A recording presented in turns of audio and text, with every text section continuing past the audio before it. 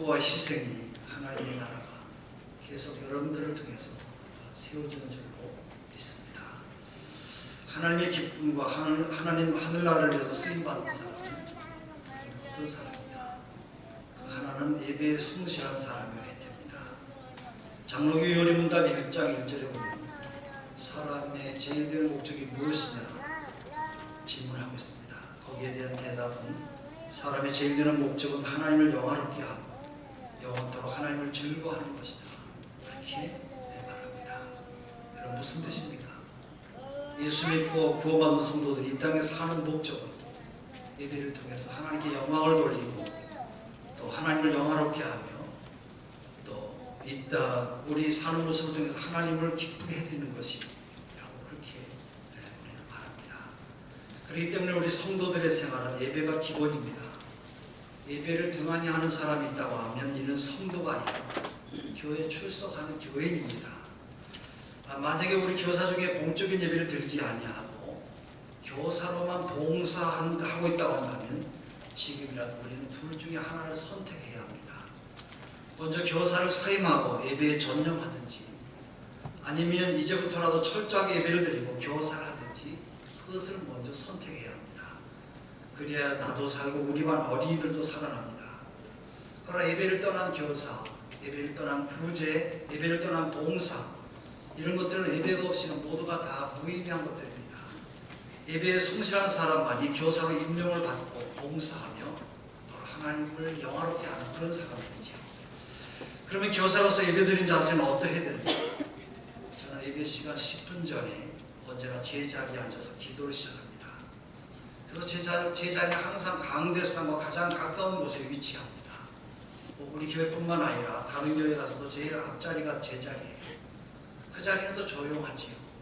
늦게 오는 사람들의 문 여닫는 소리도 들리지 않고 또 뛰어다니는 어린이들의 모습도 보이지 않고 오직 나와 바로 하나님의 말씀이 선포되는 강단 외에는 제게 보이는 것이 없어요. 때로 강사 목사님이 오시면 그분의 박동소리를 들으면서 오늘도 나에게 주신 하나님의 음성을 들으며 아멘, 하나님 감사합니다. 내가 오늘 어떻게 하나님 앞에 은혜를 받고 어떻게 봉사해야 될지 말씀해 주시기 바랍니다. 늘 그런 마음으로 시작해요. 사랑하는 교사 여러분, 예배에 성실하세요. 그리고 예배에 성공한 사람만 교사로 봉사해야 됩니다. 예배가 가장 중요하고 예배가 최우선이 되어야 됩니다. 그러기 위해서는 여러분 모두가 다 예배에 성공하시는 한 해가 되시길 바랍니다. 그래야 여러분이 하시는 그 교사로 성공할 수가 있어요. 두 번째는 사명감이 투철한 사람이어야 됩니다. 하나님은 사람을 통해서 역사하시는 분이죠. 내가 어떻게 해서 교사가 되었습니까? 하나님께서 나를 부르셔서 교사가 되었어요. 우리가 이 사실을 확실하게 믿어야 됩니다. 오늘 본문 28절에 하나님이 교회 중에 몇을 세워 사도로 선지자로 교사로 세워 봉사하도록 명령하셨어요. 또 29절을 보면 다 사도가 될 수도 없고 다 선지자가 될 수도 없고 다 교사가 될 수 없다고 그렇게 말해요. 하나님께서 특별히 뽑아주신 사람만 할 수 있다는 것이에요. 바로 여러분들이 하나님께서 뽑아주신 특별한 사람들이에요. 그렇기 때문에 하나님 앞에 늘 감사하시고 끝까지 충성하며 봉사하시는 여러분 되시기를 바랍니다.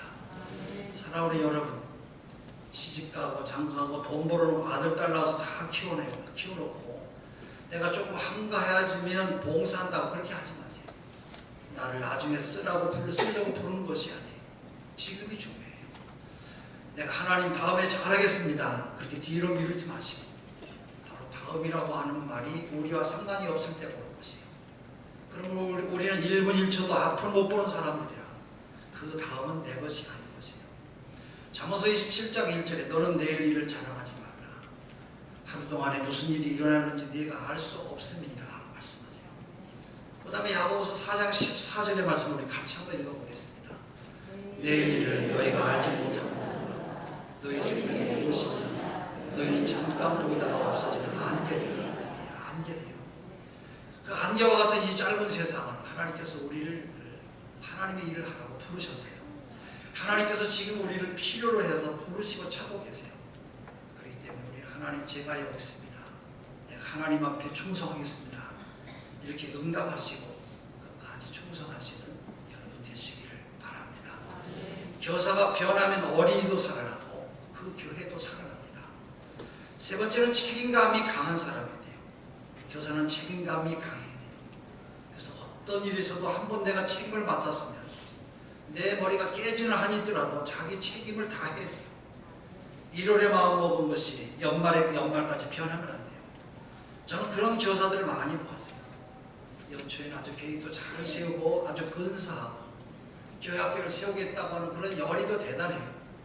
다른 교사들 비판하면서까지 잘할 것 같았는데 7, 8월에 가면 무더운 여름날 엿가락 늘어지듯이 서서히 늘어지면서 지각도 잘하고 예고도 없이 결석도 잘하고 그러다 보니까 자기가 맡은 반 어린아이들이 점점 줄어들면서 힘을 잃어버려요.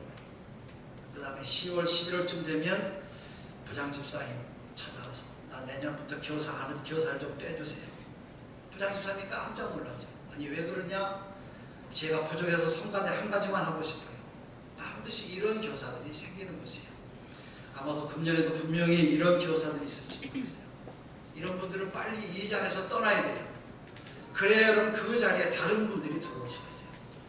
하나님께서 나를 교사로 세우시고 책임을 맡겨줄 때는 바로 감당할 수 있는 능력까지 함께 주신 줄을 믿어야 됩니다. 그러나 여러분들이 노력하지 아니하면 그 능력도 다 뺏기고 가는 것이에요. 5달란트 받은 사람도 2달란트 받은 사람도 즉시 다 나가서 열심히 일하고 노력해서 많은 것을 얻었어요. 여기 좀 불을 좀 꺼주시면 좋겠어요. 너무 뜨거워서. 그러나 1달란트 받은 사람은 열심히 일하지 않고 매사에 불평하며 무엇인지 해보려고 노력하지 아니하니까 이런 사람은 아무것도 얻은 것이 없어요.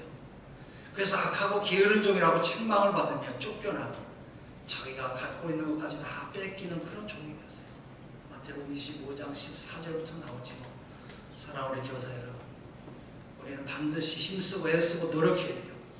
하나님께서 내게 주신 귀한 직분이기 때문에 목숨 걸고 끝까지 노력하며 하나님의 교회를 세워가는 여러분이 되시기를 바랍니다. 지금 세상에서도 참신하고 능력있고 책임의식이 아주 강한 투철한 그런 사람을 찾지 않습니까? 뭘 맡겨도 안심이 되고 어떤 일에도 책임지고 잘 해내는 이런 능력 있는 사람을 서로 오라고 부르고 있어요. 세상에서 이렇게 능력있고 참신한 전문가를 원하는데 교회에서는 더욱더 능력있고 참신하고 책임의식이 강한 사람, 그런 사람을 찾지 않겠습니까? 지금 우리 한국교회의 미래가 여러분 한 사람 한 사람에게 다 달려져 있어요. 나이 드신 어른분들이 하신다고 하지만 그분들이 여러분 얼마나 이 자리를 더 지키겠습니까? 얼마 있으면 모두가 다 가실 분들이에요. 또 그 자리를 채울 수 있는 내일의 주인공들을 내가 지금 키우고 있다고 하는 이런 엄청난 이런 사실을 명심하시고 어떻게 보면 목숨 걸고 충성하는 책임감이 강한 그런 교사들이 되시기를 바랍니다. 이것이 우리 교회가 사는 길이고 우리 한국 교회가 사는 길이에요. 네 번째는 하나님의 은혜를 깨달은 사람이 돼요. 하나님의 은혜를 깨달은 사람이 교사를 해야 됩니다. 나 같은 사람이 감히 어떻게 하나님 교회 교사를 할 수가 있었습니까? 또 내가 무슨 자격으로 교사가 되었습니까? 여러분은 지금 어떤 자격으로 교사를 하고 있습니까? 우리가 살고 있는 이 세상에는 자격증이 있어야 취직도 하고 또 직장도 다녀요. 유치원 교사도 자격증이 있어야 되고 초등학교 교사도 자격증이 있어야 됩니다. 하다못해 자동차 경비를 하는데도 자격증이 있어야 돼요. 이렇게 우리가 사는 이 세상 어느 곳에든지 자격증이 없으면 절대로 그는 쓰임 받을 수가 없어요. 그러나 자격도 없고 자격증이 없는데도 바로 어린아이들을 가르치는 교사로 불러주신 것이 바로 우리들이 다니는 바로 우리의 교회입니다. 자격도 없고 자격증도 없는 나를 불러서 하나님은 천국 백성 되게 하시고 어린아이들을 가르치는 교사로 세워주셨으니 여러분 하나님의 은혜가 얼마나 감사한지 모릅니다. 저는 32년 동안 나 같은 사람이 어떻게 목사가 될 수가 있었을까? 또 나 같은 사람이 어떻게 하나님의 말씀을 전하는 목사가 되었을까? 이것을 생각할 때마다 저는 늘 하나님 앞에 항상 감사한 것밖에 없어요. 만약에 지금 우리들에게 높은 학력을 요구한다고 한다면 우리들이 감히 이 자리에 올 수가 없을 것이에요. 그리고 지금 현재 교사를 그만둬야 될 사람도 있을 것이에요. 만약에 지금 우리에게 어떤 기술을 요구한다고 한다면 앞으로 아무도 교사 될 사람이 아무도 없을 것이에요. 또 또 교회학교 교사로 신체적인 조건을 따진다고 한다면 여러분 어떻게 되겠어요? 신장은 170cm 이상이 돼야 되고, 몸매는 예뻐야 되고, 얼굴도 잘 생겨야 되고, 또 목소리도 아주 예뻐야 되고, 걷는 모습도 예쁜 사람만 교사 자격이 있다고 한다면 현재 여러분 우리 교사들 가운데 감히 몇 사람이나 교사가 되겠습니까? 그러나 하나님은 세상에서 따지고 중요하게 생각하는 것들을 요구하지 아니하시고 나를 믿는 모든 자들에게 누구나 교사가 될 수 있는 특권을 주시고 우리에게 또한 능력도 주셨습니다. 여러분 얼마나 감사한 일입니까? 그러면 우리는 늘 하나님의 감사한 마음으로 봉사해야 되고 끝까지 충성하시는 여러분 되시기를 바랍니다. 여러분들 중에는 초등학교 6학년 전 과정을 마친 분이 계십니까? 그렇다면 여러분 하나님께 감사하시고 또 부모님께도 감사하시기를 바랍니다. 얼마나 여러분 감사합니까? 또 어떤 교사들은 중학교도 나오고 고등학교도 나오고 대학원까지 배운 사람도 있을 것이요. 그런 분들은 더욱 하나님 앞에 항상 감사하며 끝까지 충성 봉사하시는 여러분 되시기를 바랍니다. 그러나 하나님께서 아무런 자격도 없고 자격증도 없는 우리를 부르시고 우리를 선택하셔서 교사로 사용하고 계신 여러분 얼마나 감사해요. 오늘 우리가 사는 날 동안 항상 하나님께 감사하며 끝까지 충성하시는 여러분 되시기를 바랍니다. 그 다음에 교사는 복장이 단정해야 돼요. 우리는 어린아이들 앞에서 서서 보여주는 교사라고 그랬어요. 그러므로 교회에서는 우리의 외모도 정말로 중요해요. 선생님들이 교회 올 때는 조금은 신경을 써야 돼요. 또 그렇다고 해서 너무 비싼 옷을 입고 오라는 것은 아니에요. 또 너무 유행에 민감한 것도 아니고 그렇다고 또 유행이 훨씬 지난 헌옷을 입는 것도 아니에요. 내가 가르치는 어린아이들의 학년에 따라서 조금은 다를 수가 있겠습니다만은 적어도 교회에 오는 선생님은 동창회 갈 때의 그런 모습은 되어야 됩니다. 그럼 어떤 사람은 늦게 일어나서 머리도 제대로 빗지 않고 바지도 허름한 차림에 잠바 하나 걸치고 단추도 제대로 채우지 않고 운동화를 질질 끌면서 교회에 오는 그런 선생님도 있어요. 특별히 여자 선생님들이 늦게 일어나서 머리 감고 또 머리에 물기도 마르지 아니한 채 나와서 계속 머리만 손으로 만지는 그런 교사도 있어요. 여러분 내가 지금 어디에 무엇하러 왔습니까? 우리는 지금 하나님 앞에 예배드리러 교회에 나왔어요. 그리고 어린아이들을 가르치는 교사예요. 우리가 어떤 모습이 됩니까? 말로 표현을 하지 않습니다만 선생님들의 모습을 우리 어린아이들이 다 보고 있어요. 그리고 자기들 나름대로 판단하고 있어요. 바라기는 적어도 우리 어린이들에게 게으른 모습 또 교사로서 성의 없는 그런 태도를 보여서는 안 될 것이에요. 교사 여러분 지금의 내 모습을 우리 반 어린아이들이 여러분 닮아도 되겠습니다. 여러분 한번 자신 있게 한번 말씀해 보세요. 언젠가 제가 어느 남자 선생님에게 충고를 한 적이 있는데 그 선생님은 항상 교회에 올 때는 집에서 자유스럽게 신고 다니는 슬리퍼를 신고 와서 또 예배 드리고 또 어린아이들 앞에도 서고 해요. 그러한 자유스러운 복장은 다른 사람들에게도 피해가 되는 것이죠. 우리 어린아이들에게 교회 올 때의 모습도 우리가 보여줘야 되고 가르쳐줘야 됩니다. 어느 교회에서 여름 성경학교 때 초등부 예배실에서 6학년 보조교사로 봉사하던 여자 선생님께 사회를 부탁했어요. 제가 그 선생님의 옷자락을 확인하지 않았는데 여러분 이게 웬일입니까? 이 선생님의 선생님은 등판이 하나도 없는 옷에다가 또 치마의 길이가 엄청나게 짧은 옷을 입고 높은 강대상을 올라서 예배실이 갑자기 선생님이 올라오니까 조용해졌어요.